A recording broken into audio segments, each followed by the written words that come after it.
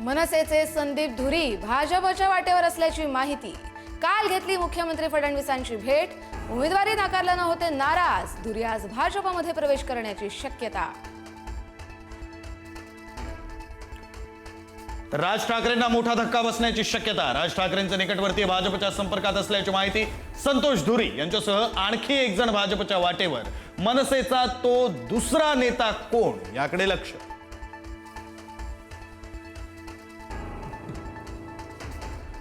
शिंदेच्या शिवसेनेनं उद्धव ठाकरेंना डिवचलं। उद्धव ठाकरेंच्या शाखा भेटीनंतर लालबागमध्ये पोस्टरबाजी।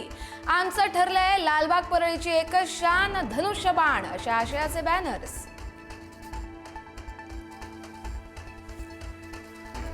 हम किसी के बाप से डरते नहीं। पुण्यातल्या सभेमध्ये शेरो शायरीतून मुख्यमंत्री फडणवीसांचा अजित पवारांना इशारा।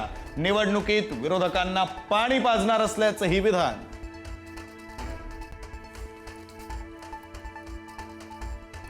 चंद्रकांत पाटलांना हलक्यात नाही गांभीर्यानं घेतलं। चंद्रकांत पाटलांच्या वक्तव्यावर अजित पवारांचं उत्तर। तर अजित पवारांनी मित्र पक्षावर बोलू नये। बावनकुळेंचा दादांना सल्ला। भाजप इतका मोठा पक्ष तर दुसऱ्या पक्षाचे लोक का घेतात? तुमच्या सतरंजी उचलणाऱ्या कार्यकर्त्यांना तिकीट का दिली नाही? पुढारी न्यूजला दिलेल्या मुलाखतीतून हर्षवर्धन सपकाळांचा भाजपला सवाल।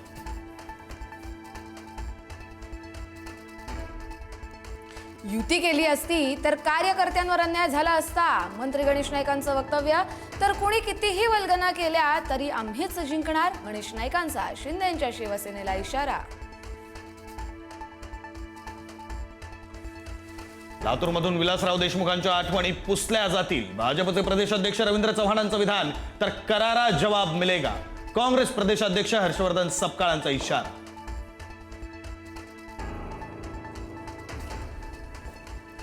मी परळी धनुभाऊंना देऊन टाकली आणि आता माळा कोळी सांभाळणार। नांदेडमधील सभेत पंकजा मुंडेंचं मोठं विधान।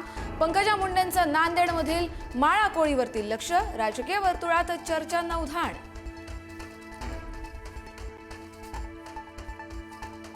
निवृत्तीच्या संकेतानंतर भाजप खासदार नारायण राणेंचा युटर्न। राजकारणातून निवृत्ती घेणार असं मी बोललोच नाही। राणेंचं विधान। कधीतरी थांबायला पाहिजे। नारायण राणेंनी विधान केलं होतं।